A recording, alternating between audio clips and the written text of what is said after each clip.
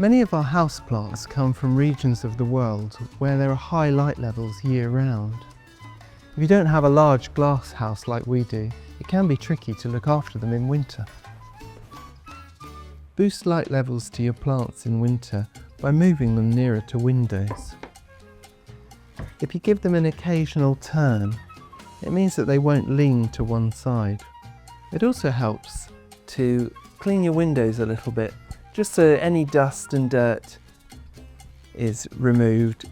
Another thing to try are getting some grow lights. These can be fitted into normal lamps and they just give that little bit extra light.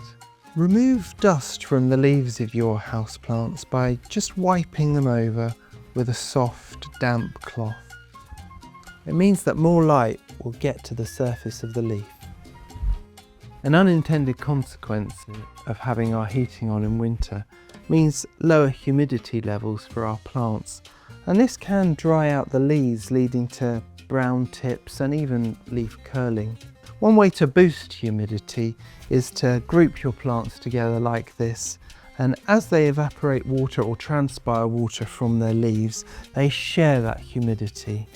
Another way you can increase humidity is by using a pebble tray. This is a simple arrangement, a wide dish filled with pebbles, and then just top it up with water and pop your plant back on top. As that water evaporates, it creates a humid microclimate around the plant. Another way to increase humidity is to use a glass jar or cloche. Just simply pop it over the top. That creates a nice humid atmosphere inside. This is a good general rule for most houseplants, the exception being cacti and succulents, which prefer lower levels of humidity in winter. In winter, plants are in a reduced phase of growth, so they may not need as much water as you think. But how do you know when your plant needs watering? Well, drooping or wilting is a good indication that it needs a drink. And if you water at this point, it should soon perk up, and then the leaves will be much more upright, as this peace lily here has done. Another way is to use your index finger as a watering gauge. Simply poke it in the pot and you'll feel where the moisture comes to. And in general, allow it to dry out by 1/3 to 1/2 before you water again. The weight of the pot is also a good guide as to whether it needs any more water. If it feels light, give it a drink. Cacti and succulents are the exception. They like a cool and completely dry period over winter, otherwise their roots can rot. So it's only if you see them really shrivelling that you'll give them the tiniest amount of water.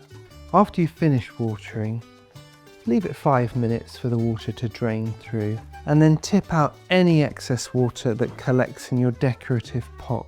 You don't want your plant sitting in water or the roots may rot.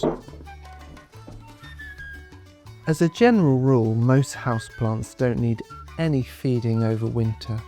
In fact, it can force them into growth, which, when you haven't got much light, isn't very good at all. The exception are the flowering houseplants, and they need a little bit more energy in order to maintain that display. So when you're watering, use a little bit of feed appropriate to the houseplant you're watering to maintain that display for longer. Be aware of where the sources of heat are in your house, so radiators and fires, and make sure you keep your plants well away from them or they may get frazzled. If your houseplants are looking a bit tired and tatty over winter, don't despair. Once we get to December the 21st, winter solstice, light levels outside will start to increase, and that will fuel the growth of your plants.